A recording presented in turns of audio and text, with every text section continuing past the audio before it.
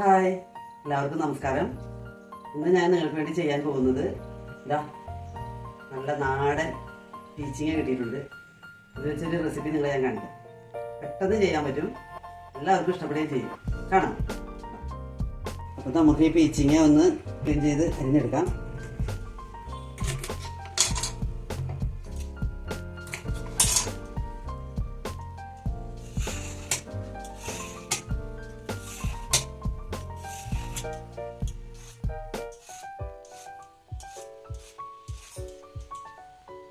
ഇതൊന്ന് നമുക്ക് കഴുകിക്കൊണ്ടുവരാം. ഞാൻ ഇതിൻ്റെ നാരെല്ലാം കളഞ്ഞ് കഴുകിക്കൊണ്ട് വന്നിട്ടുണ്ട്. ഇത് നമുക്കൊന്ന് അരിഞ്ഞെടുക്കാം.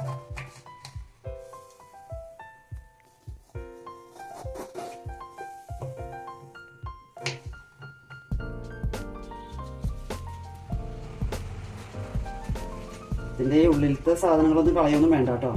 അതുകൂടി ഇനി വേണം. ഈ അളവിൽ നമുക്കിതെല്ലാം കട്ട് ചെയ്തിടാം. ഇതിൻ്റെ കൂടെ ഞാൻ 2 തക്കാളി കൂടി ചേർക്കുന്നുണ്ട്. തക്കാളിയും പീച്ചിങ്ങയും കൂടിയാണ് ഈ കറിയുടെ കോമ്പിനേഷൻ. പീച്ചിങ്ങ കൊണ്ട് പലതരത്തിലുള്ള കറികളുണ്ടാക്കും. പരിപ്പിട്ട് വയ്ക്കാം, ചാറ് കറിയായിട്ട് വയ്ക്കാം.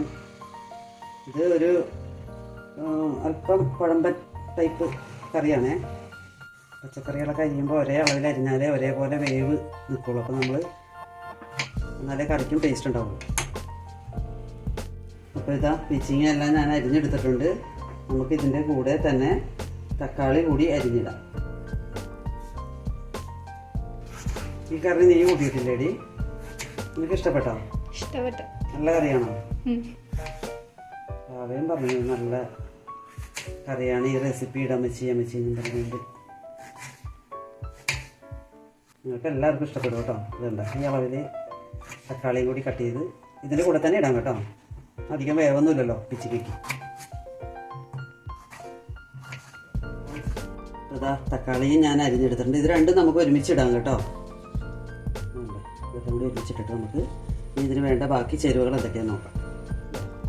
നമുക്ക് താളിക്കാൻ വേണ്ടത് ഇച്ചിരി ചുവന്നുള്ളി, ഇച്ചിരി വെളുത്തുള്ളി, കറിവേപ്പില.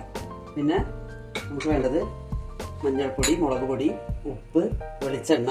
അവസാനം നമുക്ക് ഇതാ ഒരു സീക്രട്ട് ഇൻഗ്രീഡിയൻസ് ആണ്, ഒരു നുള്ള് പഞ്ചസാര. ഈ തക്കാളി ഇടുന്ന കറികൾക്കൊക്കെ നമ്മൾ ഒരു നുള്ള് പഞ്ചസാര ഇടുന്നത് അത് ടേസ്റ്റ് കൂട്ടാനായിട്ട് നല്ലതാണ്. അപ്പോൾ നമുക്ക് ഈ ഉള്ളിയൊക്കെ ഒന്ന് അരിഞ്ഞെടുത്തിട്ട് ഇത് താളിക്കാൻ തുടങ്ങാം.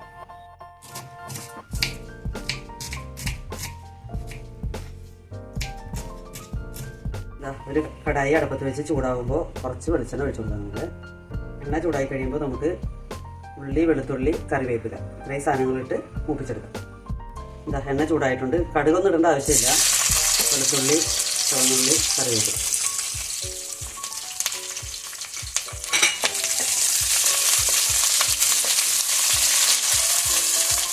ഈ റെസിപ്പി തന്നെ നമുക്ക് കോവയ്ക്കായും വഴുതനങ്ങയായും ഇതേ മെത്തേഡിൽ നമുക്ക് ചെയ്യാം. കോവയ്ക്കായും തക്കാളിയും വഴുതനങ്ങയും തക്കാളിയും ഒക്കെ ആയിട്ട് ഇതേപോലെ തന്നെ ചെയ്യാം കേട്ടോ. അപ്പോൾ 3 in 1 റെസിപ്പിയാണ് ഞാനിന്ന് ഇട്ടിരിക്കുന്നത്. ഈ ഉള്ളിയും വെളുത്തുള്ളിയും മൂത്ത് വരുമ്പോൾ നമുക്ക് പൊടികൾ ചേർത്ത് കൊടുക്കാം. മുളക് പൊടി, മഞ്ഞൾപ്പൊടി മാത്രം മതി. മൂത്ത് തുടങ്ങിയിട്ട് നമുക്ക് തീ കുറച്ച് വയ്ക്കണം. അതിനുശേഷം ഒരു 1 സ്പൂൺ മഞ്ഞൾപ്പൊടി. എരിവ് നമുക്ക് ആവശ്യത്തിന് ഒരുപാടൊന്നും വേണ്ട, ഒരു 1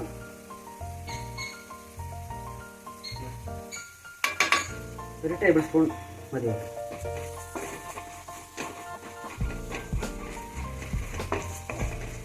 ഇത് കാശ്മീരി മുളക് പൊടിയാണ്, അതാണ് ഇത്ര കളർ. ഏത് മുളക് പൊടിയായാലും കുഴപ്പമില്ല, എരിവിനനുസരിച്ച് നമ്മൾ മുളക് പൊടി ചേർത്താൽ മതി.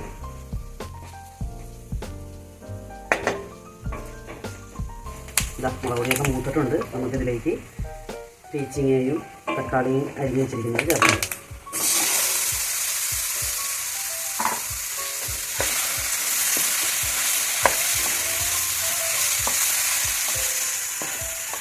ഇത് വെന്ത് വരുമ്പോൾ കുറച്ചേ ഉണ്ടാവുള്ളൂ കേട്ടോ. ഇത്രയും കണ്ടുകൊണ്ട് നമ്മൾ ഉപ്പിടരുത്. നമ്മളൊന്ന് അടച്ച് വെച്ച് ഒരു പകുതി വേവാകുമ്പോൾ ഉപ്പ് ചേർത്ത് കൊടുത്താൽ മതിയേ, അല്ലെങ്കിൽ ഉപ്പ് അധികമായിപ്പോൾ. നമ്മൾ ഇത്രയും സാധനം കണ്ടുകൊണ്ട് അതിനനുസരിച്ചുള്ള ഉപ്പിടുമ്പോൾ ഉപ്പ് അധികമാവും. ഇതിനെ ഒന്ന് മൂടി വയ്ക്കാം. ഇടയ്ക്കിടയ്ക്ക് ഇങ്ങനെ ഇളക്കി കൊടുക്കണം കേട്ടോ. ഇതിന് തന്നെ വെള്ളം ഊറി വരുന്നത് വരെ നമ്മൾ ഇളക്കി കൊടുത്തുകൊണ്ടിരിക്കണം, അല്ലെങ്കിൽ അടിച്ചിരിക്കും. നമുക്ക് അല്പം ഉപ്പിട്ട് കൊടുക്കാം.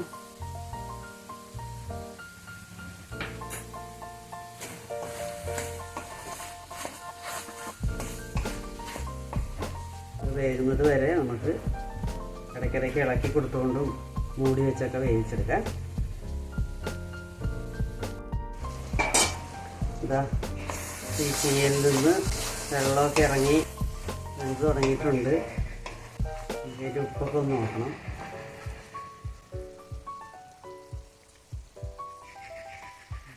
കൂടുതലാണ്.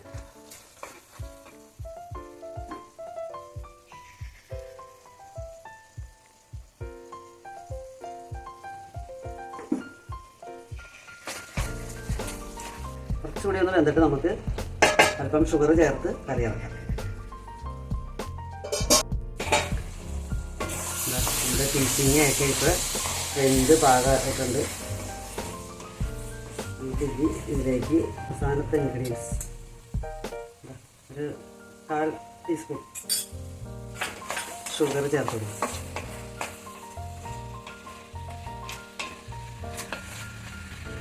ഇത്രയേ ഉള്ളൂ ഇതിൻ്റെ പണി, പെട്ടെന്ന് കഴിയും. ഞാൻ വേണമെങ്കിൽ ഒന്നുകൂടി പറയാം. പീച്ചിങ്ങായും തക്കാളിയും അരിഞ്ഞ് വയ്ക്കുക. ഒരു ചട്ടി അടുപ്പത്ത് വെച്ച് എണ്ണ ഒഴിച്ച് വെളുത്തുള്ളി, ചുവന്നുള്ളി, കറിവേപ്പിലയിട്ട് മൂത്ത് കഴിയുമ്പോൾ മുളക് പൊടി, മഞ്ഞൾപ്പൊടി ഇടുക. മൂത്ത് കഴിയുമ്പോൾ ഈ പീച്ചിങ്ങയും തക്കാളിയും കൂടി ഇട്ട് പകുതി വേവാകുമ്പോൾ ഉപ്പ് ചേർത്ത് ബാക്കി വേവും കൂടി തീർന്ന് കഴിയുമ്പോൾ പഞ്ചസാരയും ഒരു നുള്ളു പഞ്ചസാരയും കൂടി ഇട്ട് ഇളക്കി കൂട്ടി ഇതുപോലെ എടുത്താൽ ഈ കറി റെഡിയാണ്. വളരെ പെട്ടെന്ന് ചെയ്യാൻ പറ്റുന്ന ഈ കറി നിങ്ങളെല്ലാവരും ചെയ്യണം കേട്ടോ. ഞാൻ തീ ഓഫ് ചെയ്യുകയാണ്. അപ്പോൾ ഈ റെസിപ്പി നിങ്ങളെല്ലാവരും ചെയ്ത് നോക്കണം. വളരെ രുചിയുള്ള കറിയാണ്. ചെയ്തിട്ട് അഭിപ്രായം അറിയിക്കണേ. Thank you.